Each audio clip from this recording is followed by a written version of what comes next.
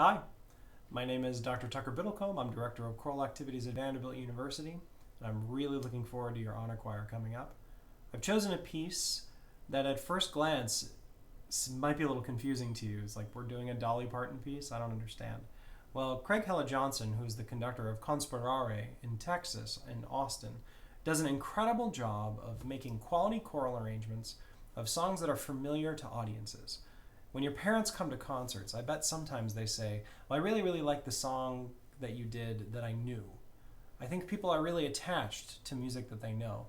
And while I think it's really important that people learn in our concerts, I also think that it's important they attach to things that they're comfortable with and that they feel powerfully about. So this piece by Dolly Parton is actually really, really lovely. And it speaks to a lot of things that you guys are going through every day, which we'll talk about in the rehearsal process. But we can't talk about any of those things unless you know the music beforehand.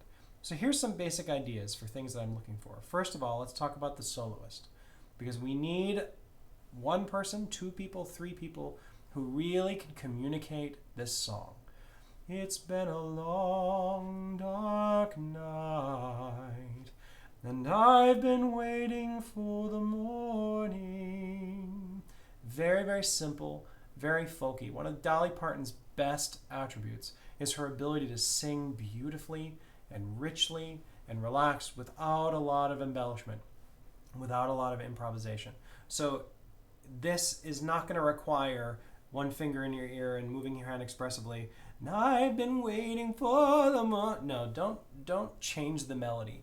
Don't do lots of things that call attention to yourself. Instead, when you're working on this solo and singing it, ladies or gentlemen, please stay as close to the melody as you can and communicate through that. I exhort you to do that. Now, when you're singing hms, we're going to change all of those to ooh. So on page 3, 4, and 5, you're going to be singing ooh the entire time. Sopranos, that'll make you happy at measure 19 when you've got to jump up to that F sharp kind of out of nowhere. You'll sing all of these things on ooh, even starting top of page 6. So everything will be ooh prior to that, and everything will be ooh after that also. Please learn this on solfege. If you use movable do, it's very, very important that you know the function of the harmony that you're singing. We're in B major, so if you have a D sharp basis, then you have to know that that's the third of the chord and that you're on mi. So please, I ask all the teachers and all the students that learn everything in this piece up until page 8 on solfege. Learn everything on solfege. I'll ask you to sing it in rehearsal on movable do solfege, so that B is always do, F sharp is always sol. I want you to work on those things and make sure that those are clear, because it's going to help us with our tuning. Now once we get to page 8, the division is exactly as you see it there. Careful alto ones, there's an F double sharp. Same thing for tenor 2s in measure 34. Very, very important to the tuning. And as soon as we get to measure 35, tenor 2s, be aware of your E sharp, because you're the only thing that makes that chord major. Everything else is based around all these other notes. Also, tenors, be careful that it changes to E natural in the next bar.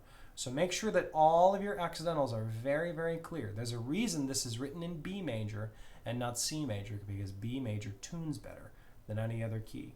Moving on to page 9, just for your original practice and your thinking. That solo trio, light of a clear blue, light of a clear blue. I'll take 3 women who will sing those parts. Now, you can learn one particular part if you want to, but my suggestion is that you learn all 3 parts. And then once I have those 3 women, we'll start to put style in. Light of a clear blue, light. Here's another thing that I caution you about. Don't sing this piece with overreaching style yet. I don't want you to scoop notes. I don't want you to change things. Even though you'll like this piece, I don't want you to change the notes just yet. Let me come in and work on creating the style that we can all do together. I know you've sung popular music before, and one of the problems with doing it in choral situations is, well, everybody can't express themselves the same way. So let's learn the notes as written, and then we'll worry about all that stuff. We'll start with the basses at measure 38, and we'll repeat and add parts, The soloist will sing. I might have another soloist do some ad lib over the top. It's a really, really lovely way to end this piece. And then on page 10, clear blue morn. Very, very clear, beautiful vowels. The soloist, I can see the light. I can see the light. You can take your time all the way through that ending spot, but the choir must sing pure, beautiful vowels. Be careful, tenors and altos, who really carry most of the harmony in this piece. You have a powerful moment on that last measure where we've got to make sure our chromatics are beautifully in tune. The moral of the story with this piece, learn it on the solfege, learn it very, very disciplined. Don't add scoops, don't add your pop sounds just yet. We're not ready for that. Right now, we have to sing everything as clearly as possible. I guarantee a lot of your parents are going to go home after this concert and say, I really, really love that piece. It touched me in a profound way.